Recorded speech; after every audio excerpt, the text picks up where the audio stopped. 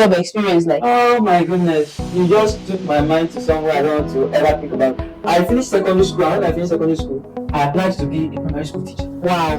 And before I got admission into the tertiary institution, and when I got this job, my first pay was 5,000.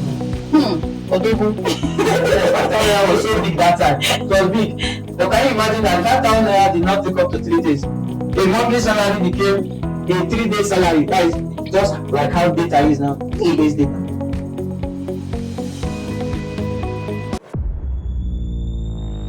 Hi, it's an exciting episode here today. This is Mike and Matters.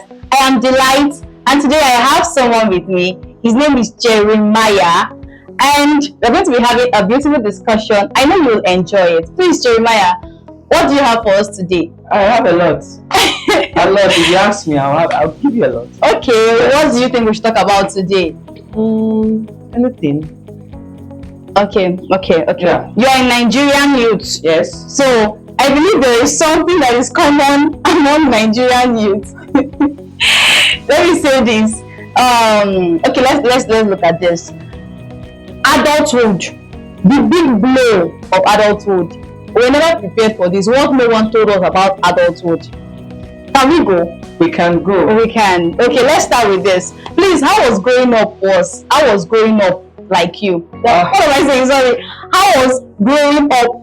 Okay, how did you feel like to grow up? Like the experiences you had while growing up? Please, that's the word.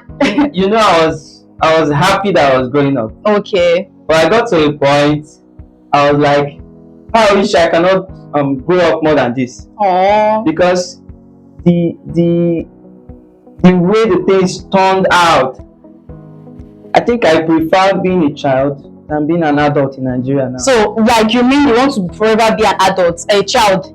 If it is possible. If it is possible. If it is very possible. Why? Why do you want to be a child forever? Jesus. You don't understand.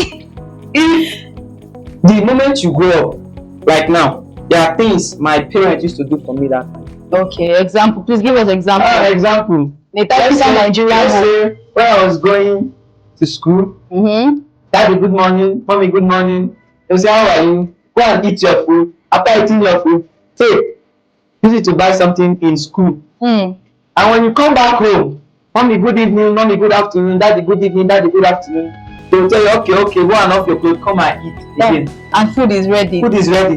Oh my God. But in this state now, in this stage of life, this adulthood, as they say, in the morning you have to be the one to wake up yourself. Find what you want to eat. If you cannot find it, you go hungry like that. Then when you come back again, you still have to find for yourself. Oh my God. And if you did not still see, you still have to go hungry. Okay, there is this popular saying, actually it even came as a song, so at one point it was the song that was raining. Adulthood NASCAR. Okay. Do you believe the adulthood NASCAR? I was part of the people that promoted that song. Adulthood is calm. Okay. But you know, we never can tell. You still have to grow up. So you cannot dodge adulthood. That's the thing is, adulthood may be scam, as they say. Yes. But the biggest blow is that you can't run away from it. You can't run away from it. You can't run away from it. You must enter it. So can you tell us maybe like one or two experiences you had as an adult that make you conclude that this adulthood now really scam? You know, if you come from a home where you entered adulthood before your siblings, okay, when you become an adult and you've passed or crossed the stage of life that you can stay on your own, the next thing you see is billing. When that billing comes, your parents tend to tell you that you've done, you've grown, you are working, you are on your own. I will not do some of the things for your siblings again. You should be the one to do that. Thank you. And that time when we were billing our parents and they say they don't have, be like, my mother here, my father here, he has money. Is it not last week he collected salary? But when you enter adulthood, once you collect something like this, before you know, this one will call, this one will call. You don't even know how to arrange. You don't even know how to divide. You don't even know how to. You become aggressive. Okay. That is why I see why our parents become aggressive sometimes. So you tell me that you were never prepared for this thing called adulthood. Nobody told you this is how it's going to be. You know, there's some people that they'll sit them down and say, okay, adulthood is like this. Learn this before you get to this stage. If I was told that adulthood is like this, I think I would say they should introduce adulthood into school system where you pass through the courses of adulthood. Okay. And when you are passing through it, you know, in some courses like let's say accounting now, you pass through it, you see this sector, you see this level, you see this level. You should have been a course like adulthood in the university. Hmm. So when you start even in secondary school, so that when you are growing up, you know you are not growing up to go and depend on somebody. That's true. You are That's true. depending on yourself as an adult. That's true. Because one day you leave your father's house and stay alone. And that is what we are facing now. Okay.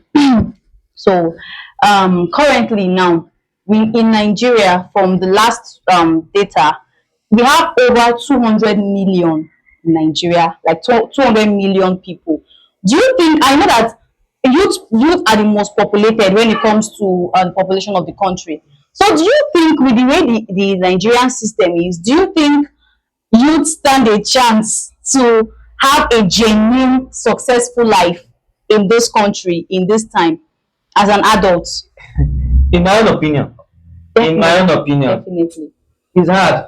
Okay. As far as Nigeria is concerned now, it's hard. Nobody, you even see the president. President said youth should enter inside the farm. Who will enter the farm? Something you will till the ground. And after you still till the ground, some people will still come from the bush and come and help you eat it. Stop. So it's hard for you to see a youth entering into adulthood and say Let's do something genuine. genuine. That's why we have high rate of that work now. Okay, Yes. okay, I get it. Now, the truth is, we can't erase the fact that hardship is taking over. As an adult, see youth are crying. When you see some kind of youth going through depression today, it baffles me. And it's because these are things that we experience. So right now, do you think we should blame the government for the hardship? We have to blame the government.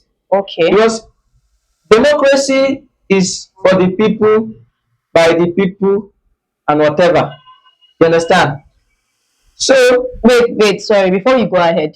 You say we should blame the government. yes. Okay. Now let me say this. Long before the government, we started depending on the government, or in our parents' time, those olden days like that. You would agree with me that there was nothing like government by that time. So how are people surviving? Can't people also learn to survive in this time without the government? When you talk of the old time ended at a particular spot. We can adapt And because Nigerians are known for when adapting. it ended, Okay. the new generation that came brought their own simulation of let's say the way they want things to be done. And that is one thing that affected Nigeria. Okay. Now, when the old ones now came, okay, we want to bring back the old Nigeria. That's where you see an 80 years old man ruling a country, where a country that is full of youth.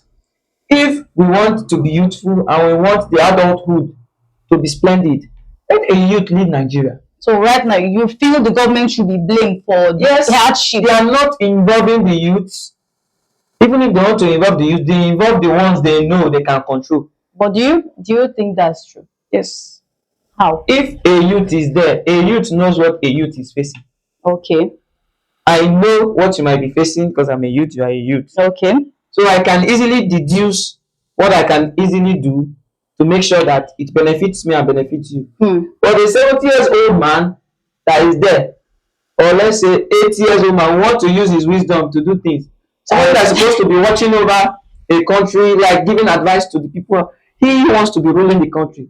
He cannot oversee it. I understand your pain. I understand your pain. But right now, I want to ask you something. Like being an adult now, what are the challenges you faced so far? Being an adult. There are so many challenges. Okay. Paying the bills myself. Working a lot of my energy. Okay, talking about paying the bills, what was your first job experience like? Oh my goodness. You just took my mind to somewhere I don't want to ever think about. I finished secondary school, and when I finished secondary school, I applied to be a primary school teacher. Wow. And bravo. before I got admission into the tertiary institution. And when I got this job, my first pay was 5,000 naira. Odogu. Yes, 5,000 naira was so big that time. It was big. But can you imagine that the 5,000 naira did not take up to 3 days? A monthly salary became a 3 day salary. That is just like how data is now. 3 days data. That was how my salary. That means you didn't even know how to spend well from beginning. There wasn't that expect. So can you tell us how you've been navigating through? It's just requires determination, zeal, inspiration, and motivation. When you are motivated, there's nothing you cannot pass through. When you are So when you're motivated, you can pass through hardship. Yes. I love that. When you are inspired, you can also pass through. And when you have the zeal, irrespective of what is coming, you can pass through. But do you believe there is a better life for adults in Nigeria? Definitely, I believe, but all depends on nation, how the nation will go. We need a better nation. Once we have a better nation, we have a better. The nation starts. It's called a nation because the people are involved. Right. So don't blame the nation. Let's point the fingers now to the youth. What are the youths doing? They are not really. I don't want to say anything. Yes, the youths are not trying. Also, you see, majority of the youths now involve themselves in more illegal things than legal, and they do more of laziness. Okay. And so would you blame them? Everybody wants to make sharp money. Would you blame them? Because you yourself say that the nation is not what we want it to be. You cannot hear a one-sided story. So that's why you cannot blame the government alone. You have to blame the youth also. Okay. I think you are striking a balance now. Yes. So, but in as much as we are blaming the youth, we should always also blame the government and plead with them to make availability of necessary resources. When there are resources and the youth make use of the resources, you don't need. If I am in a place and I can make provision for 2 space, I've made available 2 space for 2 youths. When they come and they make resources available again, it begins to expand. That's true. And we reach a point of saturation where that's true. Everything becomes check and balance. I get it. So now, a final advice to Nigerian youth, your fellow Nigerian youth. Yes. Please give us a final advice as we call it a wrap. The final advice I have is that do not wait for the nation to feed you. Try and feed yourself. Jeremiah once said, adulthood is scam. Yes. So, are you still agreeing that adulthood is scam? In one way or the other, I will say adulthood will be scam but a scam. Okay. Yes. Okay, so on a final note,